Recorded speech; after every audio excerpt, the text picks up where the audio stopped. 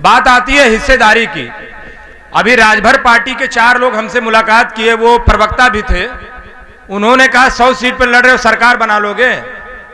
तो हमने कहा नहीं बना पाएंगे। आप बना लोगे? बोले नहीं, हम भी नहीं बना पाएंगे। तो हमने कहा फिर किसके साथ? तो कहें हम हिस्सेदारी ले रहे हैं। हमने कहा हम भी तो वही चाहते हैं। तुम मुख्यमंत्री बन जाओगे, नहीं बन पाओगे, दूसरे ठेका लेके बैठे हो। तो बोले नहीं नहीं, हम भी नहीं बन पाएंगे, लेकिन हम अगर पार्टनरशिप में तो हमें कुछ मिलेगा। हमने कहा इसी की लड़ाई तो हम भी लड़ रहे हैं।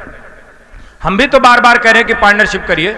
आप हमको ब्रोकर बना के रखना चाहे तो आप ये चाहे तो मैं जमीन बेचवाऊं और 2% का ब्रोकरी लूं और साइड में हो जाऊं। ये तो नहीं होने वाला है। अब जो कुछ होगा वो बराबरी का होगा।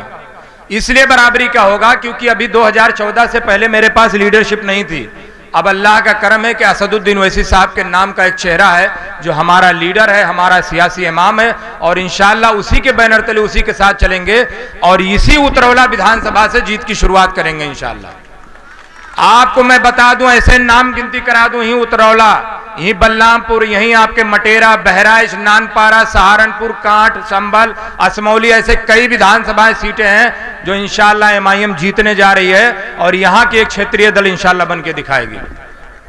बहुत दूर की बात नहीं है, 5 मिनट में असदुद्दीन ओवैसी साहब आपके बीच में पहुंच जाएंगे। मैं आपको बता दूं, मुझसे कई लोग बार बार इसी उतरौला विधानसभा के लोग पूछते हैं कि आप भाजपा के खिलाफ क्यों नहीं बोलते हो, क्या आपकी लड़ाई सिर्फ सपा से है? हमने कहा ये बताओ, हमने कितनी बार भाजपा को वोट दिया? बोले नहीं, वोट तो नहीं दिया। तो हमने कहा मैं किराने स्टोर से तुम्हारे सामान खरीदूं और बगल वाले दूध वाले को मैं गाली दूं? ऐसा हो सकता है? सत्ता में आप रहो, मलाई आप खाओ और मेरे लिए कुछ ना करो। आपको बता दूं, समाजवादी पार्टी की 2012 से 17 तक सरकार थी। माइनॉरिटी बजट की मैं आपको बता दूं, 54% बजट ऐसा था जो माइनॉरिटी स्कॉलरशिप की मैं बात बता रहा हूं। 2016-17 का कई की रिपोर्ट बता रहा हूं। स्कॉलरशिप मिली नहीं और बच्चों की वापस हो गई।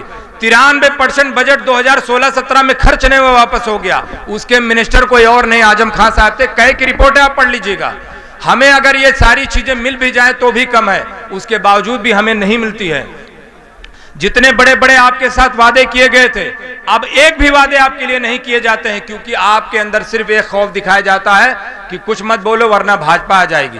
भाजपा नहीं है, ऐसा लग रहा है जैसे कनवा दज्जाल है, आ जाएगा आपके बीच में। अरे भाई अभी नहीं आ रहे मेरे भाई, मेरे पास 1-1 मिनट में एसएमएस आ रहा, मैं बता रहा हूं 5 मिनट अभी और लगेगा। हाँ, अभी 5 मिनट लगेगा पहुंचने में। मैं आपको बता दूं, सिर्फ मुसलमानों को मैं 98% मुसलमानों की बात बता दूं कि वो किसी चौराहे किसी दुकान पे बैठे रहे, अगर उनसे पूछो तो एक ही चीज कहते, बस भाजपा आना। ऐसा लगता है उन्होंने अपनी जिंदगी का मुस्तकबिल समझ लिया कि बस भाजपा हार जाए तो समझो आधा जन्नत हमको मिल गया। और यही वजह है जो आज आप मारे जा रहे हो, क्योंकि आपने 50% दुश्मनी इसलिए ले रखी है क्योंकि तुम अकेले ठेका लियो भाजपा का हराने का। अच्छा, जिसके ऊपर भरोसा करते हो वो भाग जाता है भाजपा के साथ। यही 2014 में लोकसभा हुआ, मुकीम साहब बीएसपी से चुनाव लड़े, इसी डुमरियागंज लोकसभा की बात है जो आपसे यहीं से 3 किलोमीटर बाद शुरू होता है। 1,03,000 वोटों से जगदम्बिका पाल उनको हराते हैं और दोबारा जब अलायंस करके सपा और बसपा लड़ती है 1,03,000 वोट से फिर हारते हैं। बताओ सारे वोट किधर जाते हैं? जाके देख लीजिए डाटा। जितने वोट से पिछली लोकसभा हारे उतने वोट से वो फिर हारते हैं, इसलिए क्योंकि यादव जी भाजपा की तरफ चले जाते हैं। और यादव जी क्या मुख्यमंत्री बनाना चाहते हो? यादव जी के लोग खुदे ने उनको मुख्यमंत्री बनाना चाहते हो और आपको कुछ ज्यादा चुल काटे, साहब बनो साहब बनो, और साहब के लोग कहते हैं हम नहीं बनाएंगे। तो मेरे भाई बार बार मैं आपसे रिक्वेस्ट करता हूं, भाजपा को हराना बंद करो तो मेरे भाई। आखिर कब तक हराओगे? जब आपके पास 2 सीटें थी भाजपा के पास, तब से आप हरा रहे हो। आज 302 सीटें हो गए, अभी भी वही पुराना फार्मूला, बस हराओ बस हराओ। हरा पाओगे? मुत्तहिद होके 2019 में आपने वोट दिया था, ना चाहते हुए भी मुत्तहिद होके आपने वोट दिया था। मुत्तहिद होके इसी डुमरियागंज विधानसभा को लड़ा गया था 2014-17 में। क्या नतीजा निकला? जब दूसरा वाला आपको वोट ही नहीं देता है, दूसरा वाला आपको देख के नफरत करता है, तो कितनी मोहब्बत आप उनके साथ करोगे?